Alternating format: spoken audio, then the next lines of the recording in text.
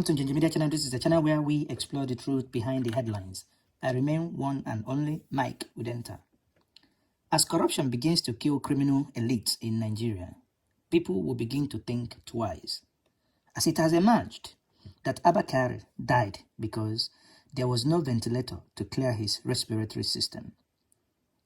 Again, remember, we have said it here time without number. You know how he contacted that COVID-19. Well, think about this. How will there be a ventilator, or rather ventilators, when Abba Kyari, Buhari, and others, utterly very, very insensitive leaders, corrupt and condescending slave masters elite, have long abandoned Nigerian hospitals? Buhari himself spent over 100 days in British hospital.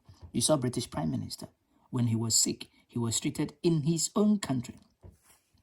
Not even a Soro clinic, for which billions, over 5 billions in the last 5 years was budgeted for, is equipped to treat ailments of common as malaria.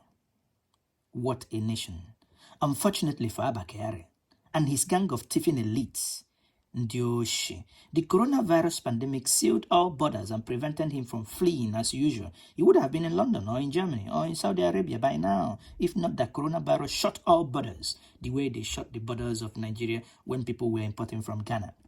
His fate was effectively sealed, and the irony should be, the irony should not be lost on us. Never and never.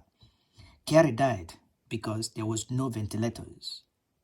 Had he and his gang of 40 thieves like their Alibabas invested in Nigerian hospitals, ventilators would have been available and the most likely would have survived that could have used in saving his life. By neglecting Nigerian hospitals and running abroad to treat every single ailment, Abba Kyari and his cohorts wished us all Nigerians dead. But since karma is a bitch, he ended up being caught in the vortex of what he wished us all.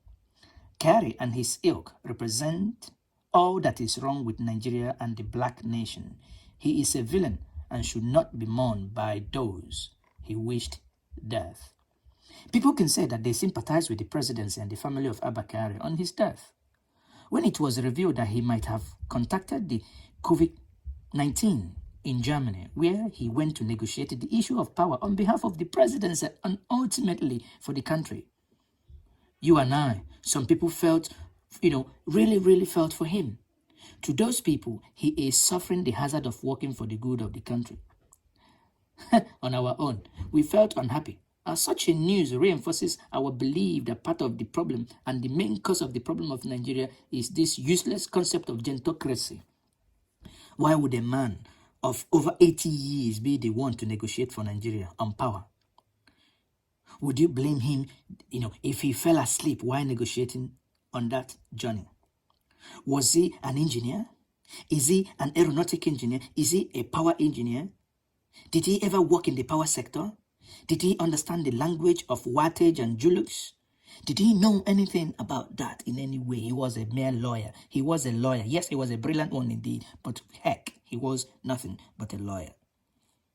When we should have had people like Bath Energy, Professor Nebo, people with stuff upstairs that can offer us a roadmap to power, he went to negotiate on our behalf. Eventually, that's how he got the COVID-19. And the story you all know. He was buried yesterday, and life will do what? Life will continue. We hope and we pray that this will be an eye-opener for every single one of them, that death is that which awaits all of us. However we want to be remembered is left for us. Once more, I remain yours, Mike Udenta. I will say, keep washing your hands. Keep observing the social distance. Coronavirus is real.